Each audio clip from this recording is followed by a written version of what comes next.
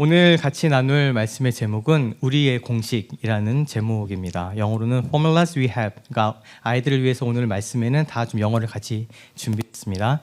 처음 설명드렸던 것처럼 오늘 설교는 그래서 조금은 평이할 수도 있고요. 조금은 심심할 수도 있습니다. 하지만 우리 아이들을 향한 메시지이기도 하니까요. 같이 이해하는 마음으로 오늘 메시지 가운데 함께 동행해 주시면 감사하겠습니다. 우리 신명기 31장 6절 말씀을 다 같이 한 목소리로 봉독하시겠습니다. 너희는 강하고 담대하라. 두려워하지 말라. 그들 앞에서 떨지 말라. 이는 내 하나님 여호와 그가 너와 함께 가시며 결코 너를 떠나지 아니하시며 버리지 아니하실 것임이라. 아멘. 우리가 살아가는 데 있어서 공식들이 있습니다. 우선은 가장 먼저는 수학이나 과학에서 우리가 공식을 만날 수 있죠.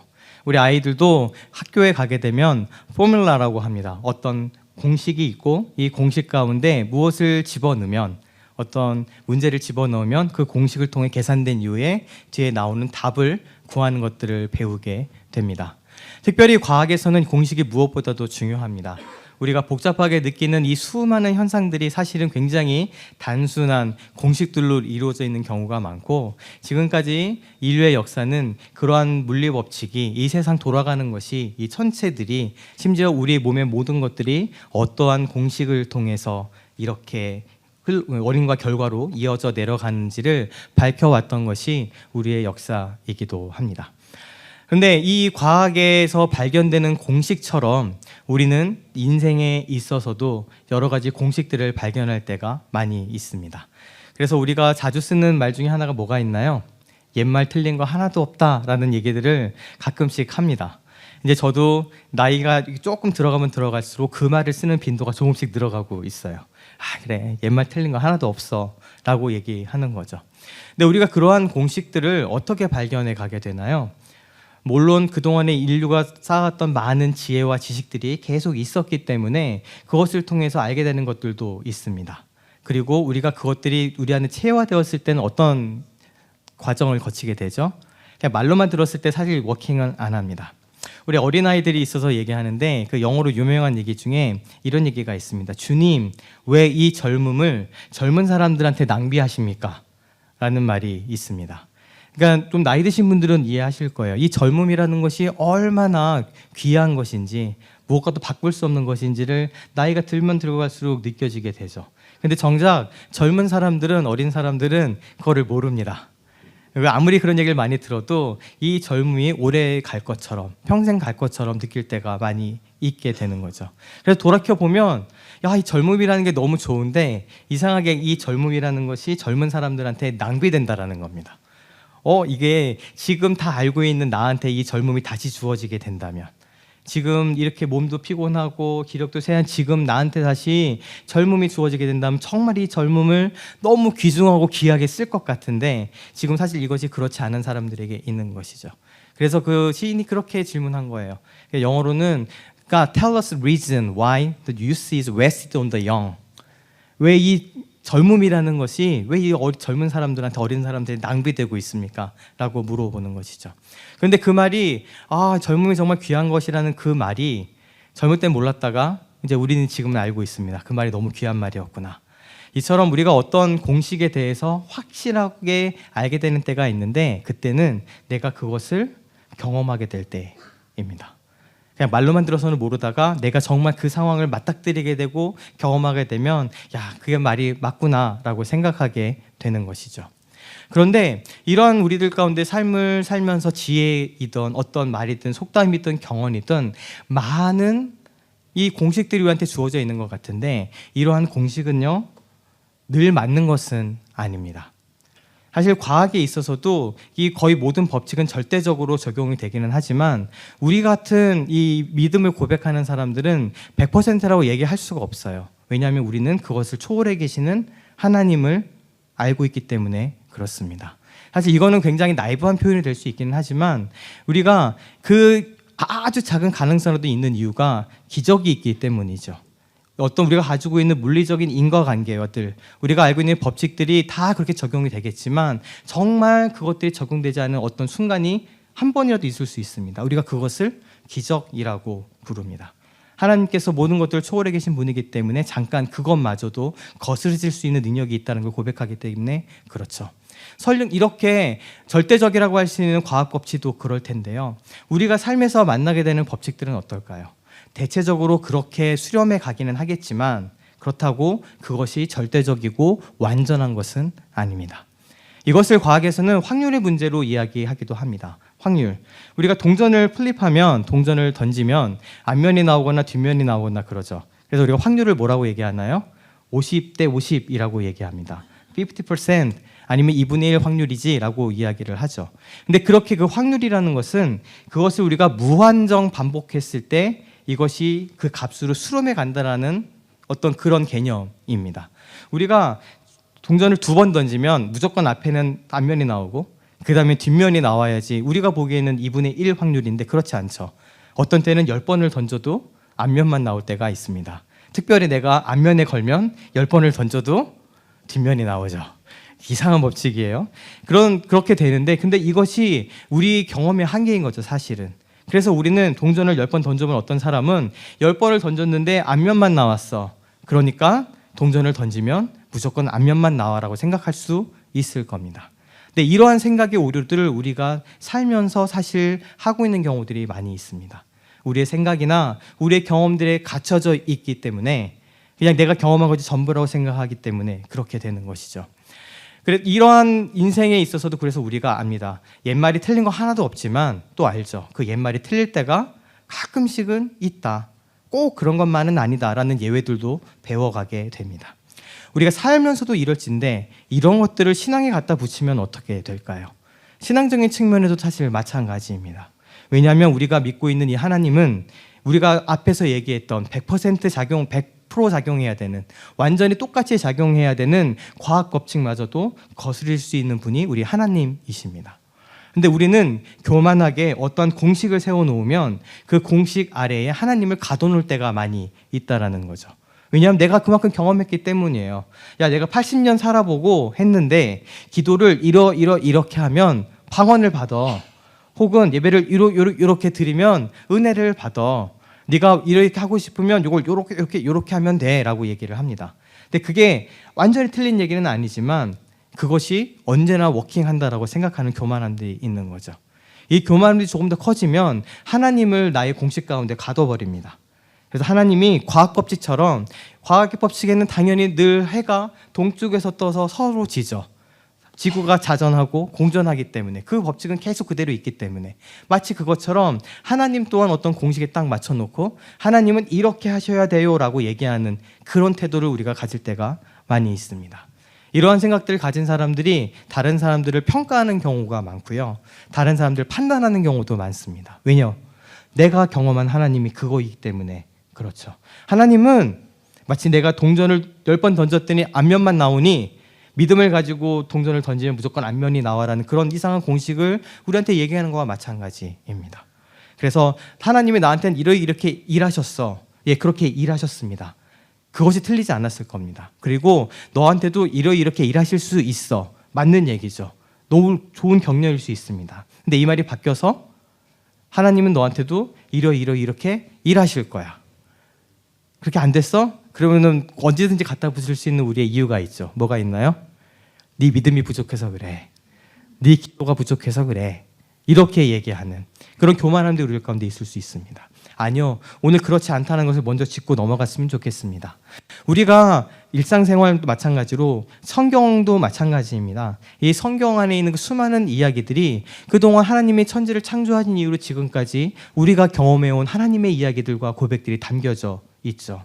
그럼 우리가 발견하게 됩니다. 하나님께서 꼭 똑같이 일하시는 것이 아니라 이 사람에게 일할 때와 이 사람에게 일할 때가 다르다는 것들을 성경을 통해서 우리 끊임없이 얘기해주고 있는 것이죠. 그래서 우리가 말씀을 보면서 이 말씀 가운데 나에게 말씀하시는 것이 무엇인가를 받아들이는, 그것을 들으려는 태도가 아니라 여기서 도그마를 뽑아내고 교리를 뽑아내고 삶의 원칙을 뽑아내고 더 나아가서 율법을 뽑아내고 다른 사람한테 적용할 무엇인가를 뽑아내려는 태도는 오류일 가능성이 상당히 높습니다. 물론 하나님이 그렇게 일을 하실 때도 있기는 하지만 우리가 그 가운데 발견하는 그거, 하나님의 말씀은 완전하지만 그 하나님의 말씀을 통해서 해석해내고 가지고 오는 우리는 오류가 있을 수 있기 때문에 함부로 그걸 적용하기 어렵다라는 거죠. 조금 조심스러운 말이 될 수 있는데, 그러면 하나님을 어떤 사람은 성경 안에 가두기도 합니다. 그래서 이걸 함수 같은 걸 그리면 하나님이라, 우리가 사랑하는 그 하나님이 성경 안에 있어요. 어떤 사람들은 이게 오해하시면 안 됩니다. 우리가 성경을 통해서 하나님을 만나지만 하나님을 성경 안에 감옥처럼 가둬놔 버리는 거죠. 근데 우리 하나님은 어디에도 갇혀 계신 분이 아니십니다. 심지어 그것이 말씀이라 할지라도 성경이라 할지라도 하나님은 거기에 갇혀 계시지 않으세요. 그런 하나님의 우리가 바라보게 된다면 우리가 이 삶에서 만나게 되는, 그리고 우리가 영적으로도 만나게 되는 그 공식들이 분명히 있기는 있습니다. 근데 그 공식들이 완전히 절대적인 것은 아니라는 그 겸손함을 가질 필요가 있는 것이죠. 우리가 거기에서 오늘 좀 출발을 하고 싶습니다.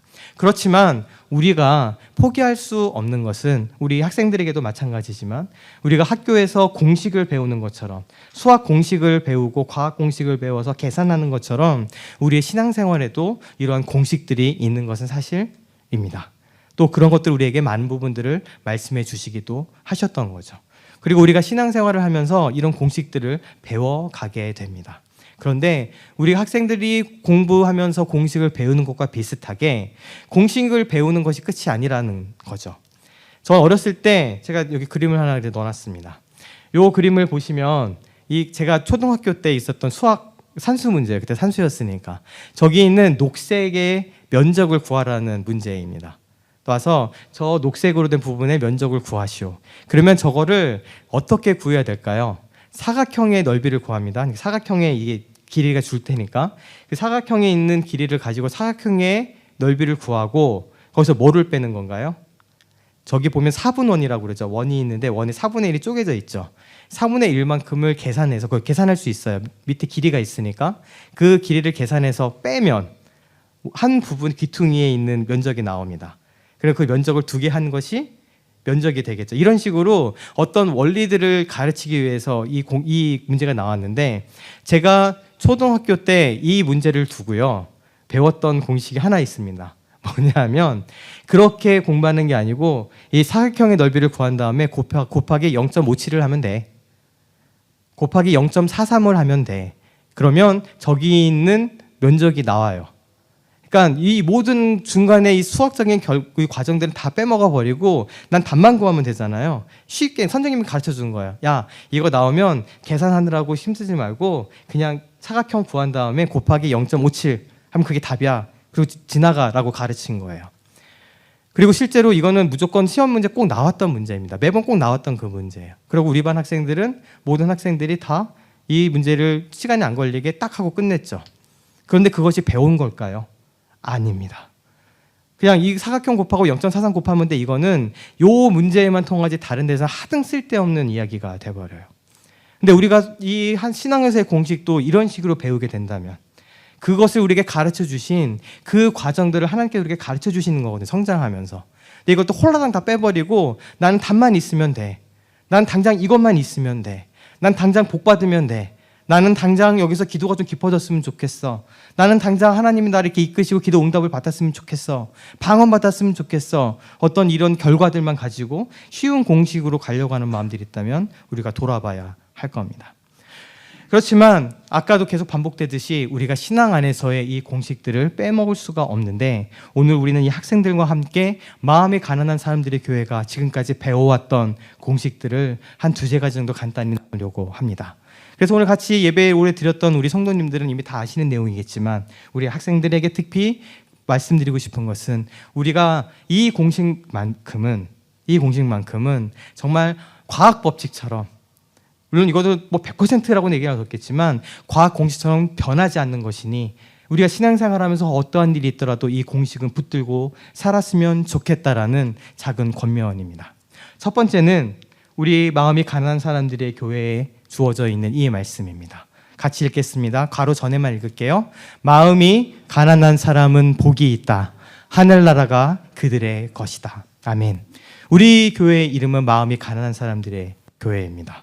그 어느 누구보다도 마음이 가난한 사람들이 하나님께서 불러주셔서 모여 있고, 또 우리가 정말 추구하는 것이 있다면 이 마음이 가난한 사람들이 되는 것입니다 라는 이 두 가지 고백이 같이 있습니다. 내가 정말 지금 그 가난한 사람인 것들을 고백함과 동시에 내가 또한 그런 사람이 되고 싶습니다라는 이 두 고백이 같이 숨겨져 있는 것이죠. 그렇다면 우리가 이 고백을 붙드는 이유가 무엇인가요? 우리 교회 이름이 왜 마음이 가난한 사람들의 교회일까요? 바로 이 마음이 가난한 사람들이 하나님 나라를, 하늘나라를 누릴 수 있기 때문에 그렇습니다. 하늘나라가 그들의 것이기 때문에 그렇습니다. 왜 그렇게 됩니까?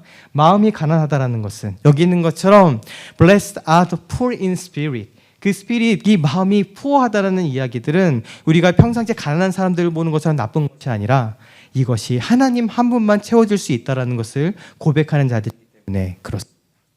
우리가 가진 이 마음과 우리 생각들, 그리고 우리가 가진 이 모든 것들이 하나님 그분께서 채워주시고, 하나님 그분께서 함께 하시고, 하나님 그분께서 만져주시지 않으면 안 된다라는 그 고백을 주님 앞에 드리는 자들인 것. 그것을 우리가 깨닫게 되고 알게 된다면 그때 우리가 알다시피 하나님께서는 우리 가운데 찾아오십니다. 저는 이것을 공식이라고 감히 말씀드릴 수 있겠습니다. 내 안에 이 부족함과 내 안에 있는 연약함과 내가 할 수 없다라는 것을, 내 본질이 어둠이고 공허이고 흑암인 것들을 내가 발견하게 되고 알게 되고 그것을 하나님 앞에 고백하게 된다면 하나님은 반드시 그 자리에 찾아오십니다. 하나님은 절대 그것을 그대로 내버려 두지 아니하시고 그대로 버려두지 아니하시고 우리 하나님께서는 그것을 반드시 찾아오십니다. 그래서 찾아오신 하나님이 계시기 때문에 우리는 그곳에서 하늘나라를 경험하게 됩니다. 왜냐하면 하나님 나라는 하나님이 함께 하시는 곳이고 하나님께서 다스리시는 곳이고 하나님께서 통치하는 곳이기 때문에 그렇죠. 그래서 내가 아무것도 할 수 없으니 나의 주인됨을 포기된 그곳에 하나님께서 오셔서 주인이 되시고 다스리시고 그곳을 덮으시고 함께 하시기 때문에 그곳이 바로 하늘나라가 됩니다. 그것이 바로 천국이 되고 그것이 바로 Kingdom of Heaven, Kingdom of God이 되어서 우리 가운데 있게 되는 것이죠. 그렇기 때문에 마음이 가난한 사람들이 하늘나라를 소유하고 하늘나라를 우리 것으로 삼을 수 있게 되는 겁니다. 그렇게 마음이 가난한 사람들을 하나님께서 부르시면서 우리에게 주시는 또 하나의 약속이 있습니다. 오늘 본문의 약속이죠. 오늘 신명기의 말씀은 이스라엘 백성들에게 계속해서 반복합니다. 너희는 강하고 담대하라, 두려워하지 말라, 그들 앞에서 떨지 말라라고 하나님께서 계속 말씀하십니다. 우리가 강할 수 있는 이유가, 우리가 담대해질 수 있는 이유가, 두려워하지 않을 수 있는 이유가 무엇인가요? 저는 이게 영어 찬양에 되게 큰 은혜를 옛날에 입었었는데 그게 바로 이 내용이에요. Be strong and take courage. 강해라. 그리고 지금 용기를 가져라라고 이야기를 합니다. 근데 이유가 다른 것이 아니에요. 그 이유가 무엇입니까? 내 하나님 여호와가 너와 함께 가시며 결코 너를 떠나지 아니하시며 버리지 않을 것이다 라는 그 약속입니다. 우리 사랑하는 아이들, 특별히 이 약속을, 이 공식을 절대 놓으시면 안 됩니다. 이것은요, 하나님의 전능하심에 달려있는 문제예요. 주체가 우리가 아니라 하나님한테 있는 문제입니다. 하나님께서 내가 너와 함께 하겠다, 내가 너를 떠나지 않겠다는 그 약속은요, 나의 선택에 달리지 않았습니다. 그것이 나의 선택에 달린 것이 아니에요. 이 약속은 나의 선택과 전혀 상관없이 늘 우리와 함께 하십니다. 내가 마음이 가난한 사람들이라는 것을 주 앞에 고백하게 된다면 나의 선택, 나의 실수, 심지어 나의 죄악조차도 절대 이것을 끊어낼 수가 없습니다. 마음이 가난한 사람들의 교회에서 20년이 넘는 시간 동안 우리 가운데 계속해서 반복되어 왔던, 그래서 오늘 이 시간에도 제가 다시 한번 반복하게 되는 그 진리의 말씀이 무엇입니까?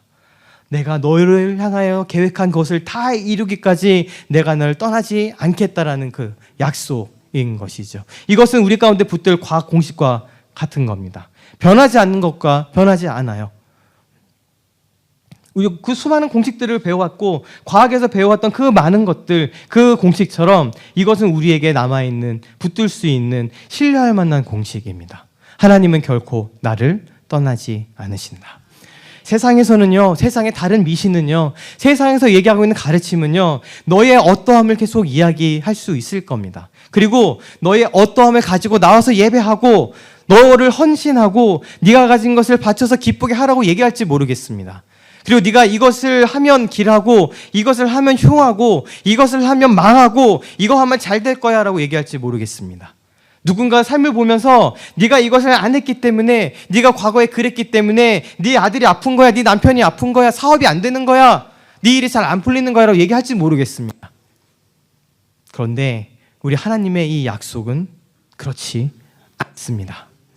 나의 선택, 내가 과거에 했었던 그 많은 일들이 지금 나한테 영향을 미치겠죠. 그런데 그것이 하나님이 지금 나와 함께하고 계시는 것을 절대 좌지우지하지 못해요. 그것이 우리 가운데 달린 일이 아니에요. 그 공식은 나의 어떠함에 달린 일이 아니라 온전히 하나님 한 분께 달린 일이기 때문에 이것은 나의 어떠함과 상관없이 늘 우리 가운데 있는, 지금도 살아 숨쉬는 공식처럼 우리 바로 옆에 있는 내용입니다. 내가 너를 떠나지 않겠다. 내가 너와 함께한다.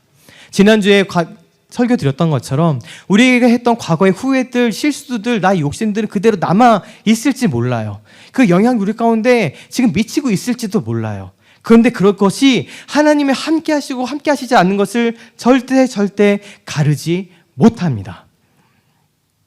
이것이 우리가 붙들어야 돼. 내가 지금 어떠한 상황 가운데 있는가? Whatever you do, whoever you are, 네가 지금 누구이든, 네가 지금 무엇을 하든 그것은 하나님이 나와 함께 하시다는 그 사실을 절대 좌지우지하지 못한다라는 그 공식을 우리가 함께 붙들기를 원합니다. 그래서 이것을 갖고 와서 우리 히브리서의 기자는 이렇게 얘기합니다. 돈을 사랑하지 말고 있는 바를 족한 줄로 알라. 제가 요즘에 그 굉장히 유행한 드라마가 하나 있습니다. 넷플릭스에. 어딜 가도 그런 얘기를 많이 듣고 지인들을 만나면 그 얘기들을 많이 해요. 그 드라마에 대해서. 그 어떤 인생에 대해서, 또 부모에 대해서, 또 자녀됨에 대해서, 가족에 대해서 굉장히 큰 깊이를 담고 있는 드라마가 최근에 있습니다. 유명해서 찾아보시면 나올 거예요. 근데 그 드라마에 이야기들이 쭉 있는데 너무 사랑하는, 너무 훌륭한 남편과 아내와 아이들이 있습니다. 사랑하는 가족이 있는데 그 삶의 굴곡들을 가만히 보잖아요. 여러 가지 굴곡들이 있지만 사실 그 중심을 가만히 보게 되면 돈 문제예요. 그 삶을 어렵게 만드는 그 근원에는 늘 뭔가 돈 문제가 걸려 있어요. 내가 돈만 있었으면 해결될 수 있는 문제들, 돈이 없었기 때문에 힘들었던 그 많은 결정들과 일들이 있었습니다. 근데 사실 우리 삶은 안 그런가요? 사실 마찬가지, 우리도. 지금 그것을 꼭 집어서 이야기하는 겁니다. 우리 가운데 부딪히기 이 살결에, 우리가 신앙을 떠나서 모든 걸 떠나서 지금 내 살결에 닿아 있는 이 문제는 돈 문제예요, 사실. 그런데 히브리서도 이야기합니다. 돈을 사랑하지 말고 있는 바를 족한 줄로 여기라. 너무 당연한 얘기를 하죠. 안 되잖아요. 근데 그 이유도 뭐라고 얘기하나요? 사실 말씀하시기를, 그가 친히 말씀하시기를 내가 결코 너희를 버리지 아니하고 너희를 떠나지 아니하리라 하셨느니라. 우리에 붙어있는 이 문제마저도 사실 버려둘 수 있는 유일한 공식이 하나 있다면 이 공식이에요. 걱정하지 않을 수 있는 이유가 하나 있다면 그가 우리를 버리지 아니하시고 떠나지 아니하겠다고 친히 말씀하셨기 때문입니다. 지금 우리가 마주하고 있는 그 문제에 대한 해결책도 사실 이 말씀이죠. 그래서 우리가 창세기에 있는 28장 15절의 말씀을 늘 같이 고백합니다. 내가 너와 함께 있어 내가 어디로 가든지 너를 지키며 너를 이끌어 이 땅으로 돌아오게 할지라. 내가 내게 허락한 것을 다 이루기까지 너를 떠나지 아니하리라 하신지라. 우리가 계속 붙들어 왔던 말씀입니다. 하나님께서 우리 마음이 가난한 사람들의 교회에, 또 여기 계신 성도 한 분 한 분 가운데, 여기 있는 우리 학생들 한 명 한 명 가운데 허락하고 계획하시고 이루고자 하신 일들을 이루시기 전까지 완전하게 되어 예수 그리스도를 닮아가서 그 나라에 들어가는 그날까지 우리를 떠나지 아니하시겠다고 친히 약속하셨습니다. 근데 우리가 착각하게 되는 이유가 무엇인가요? 하나 더 보겠습니다. 우리 마태복음 28장 20절에 예수님께서 하셨던 마지막 약속도 그겁니다. 결국에는 그 전에 지상 명령을 주시죠. 제사 삼아라, 세례를 줘라, 내게 너에게 분부한 모든 것을 가르쳐 지키게 하라, 많은 것을 얘기하시지만 그 모든 일의 마지막도 결국에 이 말씀입니다. 볼지어다 내가 세상 끝날까지 너희와 항상 함께 있으리라. 임마누엘이신 그 예수 그리스도께서, 하나님의 우리와 함께 하신다는 그 이름을 가진 예수 그리스도께서 마지막으로 우리에게 주신 그 약속도 내가 너희와 항상 함께 있을 것이다 라는 그 약속이죠. 그런데 이 약속이 우리 가운데 다가오지 않는 이유는 우리가 그 하나님이 함께 하신다는 그 약속을 약간은 오해하고 있기 때문에 그렇습니다. 우리가 하나님 나와 함께 하신다는 그 표징을, 그 증거를 내 일이 잘 되는 것, 내가 무언가 풍요로움을 누리는 것으로, 그다음 내가 GPA 잘 받고 친구에게 좋고 부모님하고 별 문제 없고 공부하면 공부한 대로 족족 성적 나오고 뭐 이런 것들로 받아들이고 있기 때문에 그런 것이죠. 근데 우리 고린도후서 12장 9절 10절에서 우리 사도 바울은 이렇게 얘기합니다. 같이 읽겠습니다. 시작. 나에게 이는 내 능력이 약한 데서 온전하여 짐이라 하신지라. 그러므로 도리어 크게 기뻐함으로 나의 여러 약한 것들에 대하여 자랑하리니 이는 그리스도의 능력이 내게 머물게 하려 함이라. 그러므로 내가 그리스도를 위하여 약한 것들과 능욕과 궁핍과 박해와 공고를 기뻐하노니 이는 내가 약할 그때의 강함이라. 아멘. 우리가 마지막 붙들 공식입니다. 세상과 다르게 우리가 붙들고 있는 하나님 우리와 함께 하시고 우리를 떠나지 아니하신다는 그 고백의 끝은 우리의 약함이, 우리의 궁핍이, 우리의 가난함이, 우리 지금 겪고 있는 이 많은 문제와 나의 부족함과 나의 눈물들을 하나님께서 강함으로 바꾸시고 하나님께서 그것을 통해 하나님의 능력을 드러내시고 하나님께서 그것을 통해 우리와 함께하고 계심을 보여준다라는 사실인 것이죠.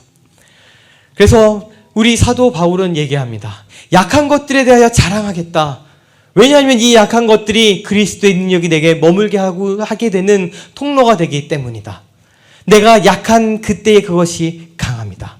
When I am weak, then I am strong. 이것이 우리가 붙들고 있는 공식이기 때문에 그렇습니다.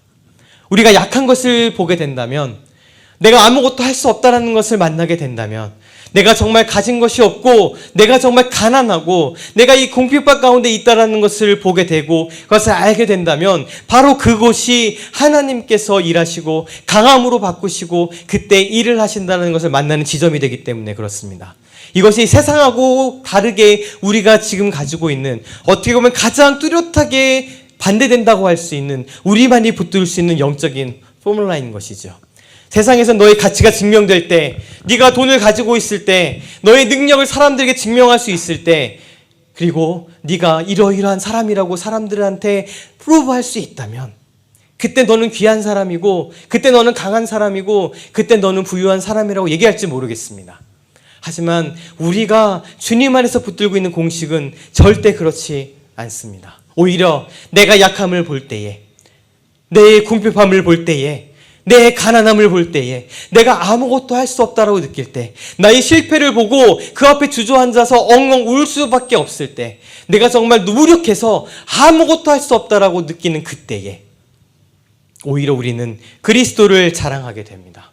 왜요? 그것을 통하여 그리스도의 능력이 우리 가운데 머물게 되기 때문에 그렇습니다. 그리고 내가 약한 그것을 통해 하나님께서 그의 강함을 드러내시기 때문에 그렇습니다. 우리 사랑하는 학생들에게, 또 우리 사랑하는 마음이 가난한 사람들, 성도 한 분 한 분께 우리가 지금 20몇 년 동안 배워왔던 이 공식을 다시 한번 확인하는 시간이 되기를 원합니다. 새로운 것은 아닐 겁니다. 우리가 지금까지 배워왔을 겁니다. 하지만 다시 한번 우리가 붙들기를 원합니다. 마음이 가난한 사람들, 우리에게 하나님께서 그 하늘나라를, 하나님의 나라를 허락하십니다.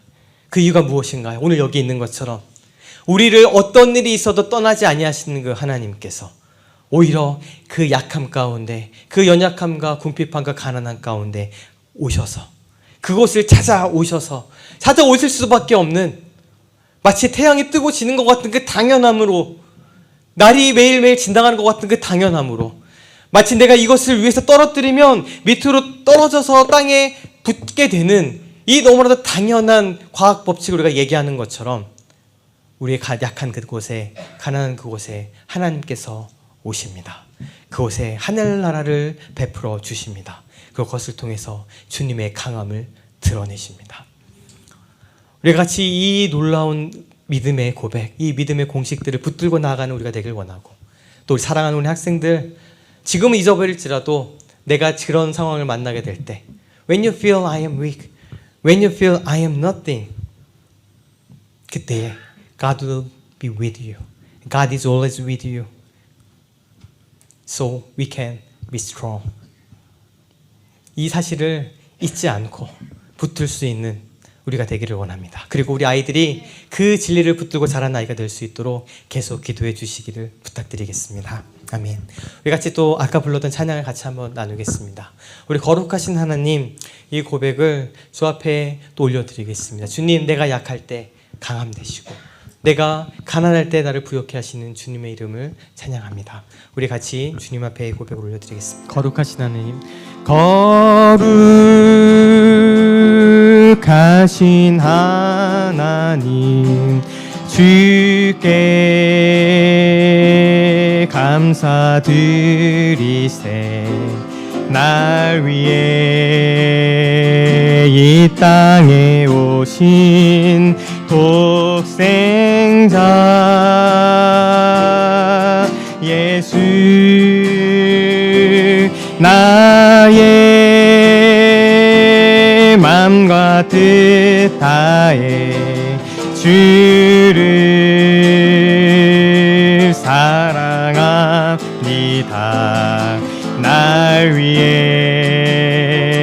이 땅에 오신 독생자 예수, 내가 약할 때 강함 주고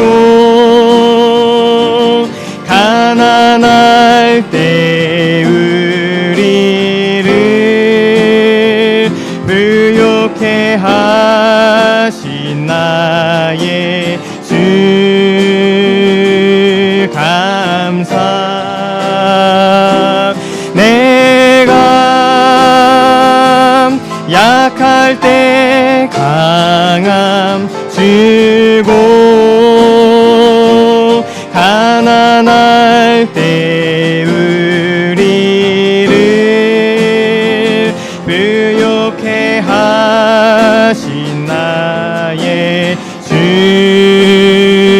지금은 우리 구주 예수 그리스도의 크신 은혜와 아버지 하나님의 변함없고 끊임없고 영원하신 그 사랑하심과 성령님의 내주하시고 동행하시고 하나님께서 우리와 늘 함께하고 계시며 떠나지 아니하신다는 그 놀라운 진리의 말씀을 매일마다 새롭게 생각나고 기억나게 하시는 성령님의 역사하심이, 마음이 가난한, 그래서 주님이 없이는 아무것도 할 수 없다고 고백하는 그 약함의 지점에서, 가난의 지점에서 주의 얼굴을 바라보고 주님을 부르며 기도하는 우리 사랑하는 마갓교회 성도 한 분 한 분과 우리 사랑하는 어린 자녀들 머리 위에 이제부터 영원까지 함께 하시기를 간절히 축원하옵나이다. 아멘.